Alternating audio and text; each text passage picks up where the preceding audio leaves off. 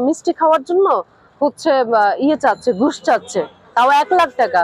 মিষ্টির দাম কি 1 লাখ টাকা?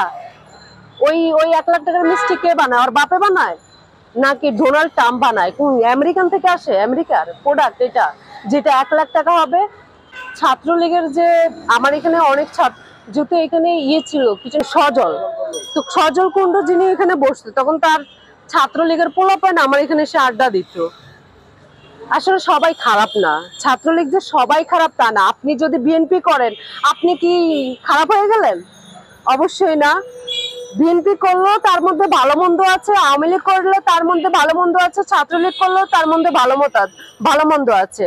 এবং এটা হচ্ছে আপনার ব্যক্তির স্বাধীনতা বা আপনার ব্যক্তি মতামত। আপনি কোন দল করবেন, কি দলবেন, এটা হচ্ছে আপনার ব্যাপার। তাই বলে আপনি খারাপ হয়ে যাবেন না। তো সেম যে ছাত্রলীগের এরা আসছে আমার দোকানে, ওরা চাটা খেলে উল্টো ওরা আরো আমাকে সেভ করছে, আরো কোনো প্রবলেম হয় কিনা জানাইতে বলছে। আমি এখানে বসার পরে আমি কাউকে কোনো কিছু কে কি দিছে আই ডোন্ট নো, বাট আমি কাউকে 1 টাকাও দিয়ে দেই। আমি আমার মতো করে আমি ভালোই ছিলাম। শুধু ওই যে লাইট বিলটা, যেটা একটা বিল দিতে হয়, ময়লার বিল, এটা দিতে হয়। ওরা ময়লা পরিষ্কার করে, ওদেরকে একটা বিল দেওয়া, এটা কোনো ব্যাপার না, ভালোবেসে দেওয়া। তো এইটাই। কিন্তু আদারওয়াইজ আমার কাছ থেকে কেউ কিছু নেয়নি। কারণটা কি?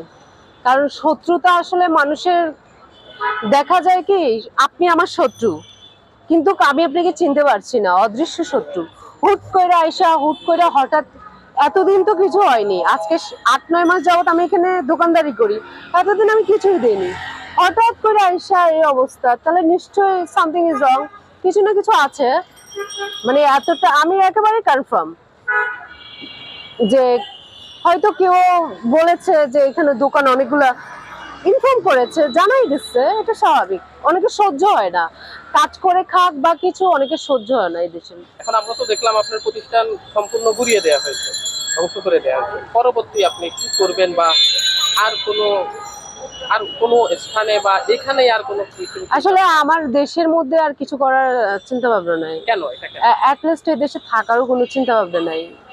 এদেশের মানুষ এই দেশের প্রতি মানে একটা ঘৃণা চলে আসছে, এটা স্বাভাবিক। আমার প্রচুর ঘৃণা চলে আসছে। আমাদের এই দেশে বসবাস করার মতো যোগ্যতাও নাই। এদেশে কি বসবাস করবে? এদেশের মানুষ সবচেয়ে নিকৃষ্ট জাতি হলো মানুষ, তার মধ্যে আমিও পড়ি, আমিও ভালো না।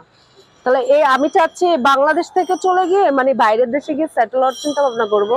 অ্যাটলিস্ট বাংলাদেশে থাকার কোনো চিন্তা ভাবনা নেই। আর বাংলাদেশের যে অবস্থা, মানুষগুলোর মেন্টালিটি খুবই বাজে, খুবই বাজে। খুবই কম মানুষ আছে ভালো। 99%-এর মধ্যে হয়তো 10% ভালো মানুষ আছে। যে একেবারে সবই খারাপ তা না, 10% মানুষ ভালো আছে, আর বাকি সবই হচ্ছে নোংরা। কিছু হওয়ার পরও এই জাতি সভ্য হয় নাই। এই জাতি অসভ্য কখনো সভ্য হবে না। তো বলা হচ্ছে যে এখন এখন এই যে ওরা দুর্নীতি করতেছে না, ওরাই ভালো। আর যারা খেটে খাচ্ছে খাবে, ওরা ভালো না, ওদের পিছনে লাগা থাকবে, ওরাই খারাপ। দুর্নীতি করবে, ওদেরকে প্রশ্রয় দিবে, খারাপ কিছু করবে তাদের প্রশ্রয় দিবে। এই যে আমি চাইছিলাম যে সামান্য একটা কিছু থেকে আরেকটু একটু এগিয়ে যাব, তো সেটাও আর হলো না। মানে কিছু করার নেই, এই দেশে আসলে কিছু করা যাবে না।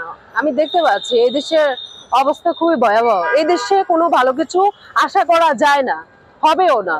আপনি এবার যেটাই করেন এদেশে, আমি আজকে বলে গেলাম, আপনাদের নিউজটা কি আমি জানি না, আমার কথা 1000 মানুষ দেখবে, তখন আমার কথা মনে করবে। এই দেশে ভালো কিছু আর হবে না, এখনো না, আগেও মানে পরেও হবে না। এই দেশে ভালো কোনো কিছু আর আশা করা যায় না।